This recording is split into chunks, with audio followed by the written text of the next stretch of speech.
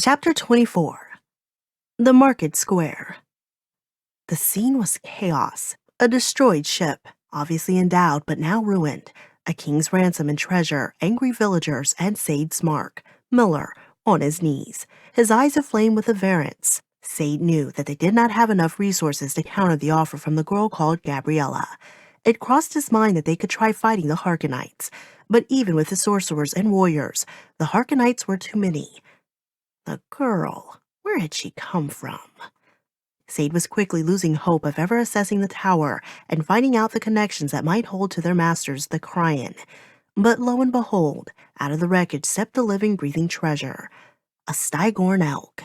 This one did not look as fierce as the ones he had seen years before in the folios on Raven's desk. This one lacked fangs, but the metallic antlers were unmistakable. Sade performed a quick calculation in his mind. The tower was still an unknown quantity. Whether it could offer a route to the Ring of Dormain and break the bonds that held their masters were still unanswered questions. But here, before them, stepping right out of the pages of lore, was a link to the past that was without price. A hero among us. Sade moved into action. He signaled the others to close in on the elk while he made his way through the pressing crowd to the chief. Salinger had proven to be a shrewd negotiator, and he enjoyed the support of his people, but no leader could afford lasting strife and disruption. Sade knew Salinger would not turn down an offer that could return harmony to his community. Better even was the fact that Sade's offer, to leave the Harkonites forever, cost him nothing. It was a decision he had come to already, for he was done with the uncouth northerners and their stubborn ways.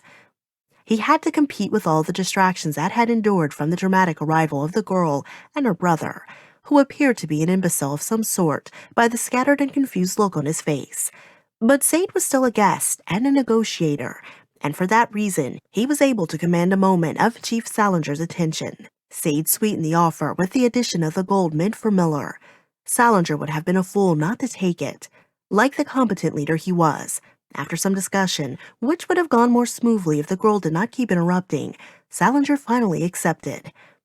Moments before, she had been moon-eyed for the chief, but in an instant she challenged him with more fire than even Sade would have reckoned. Sade decided she was too dangerous. She was no orator, but she had already proven articulate and confident, and she still had the force of her entrance on her side. Given enough time, she might turn her people against the deal. He could not have that. He had to leave this backward island with something to show for all their efforts. He readied an enchantment in his mind to drop the girl into a deep feigning spell. But lo and behold, an old medicine woman and the girl's mother forced a drink into her mouth that did the job for him. This development was all they needed to turn the crowd's attention away from the elk, which was resisting. But Vondalis and his men had already taken the elk from the Harkonites and muzzled the beast with a belt. The girl's brother, whom Sade was certain was an imbecile now, had turned violent, striking uselessly at the elder Servior and warriors.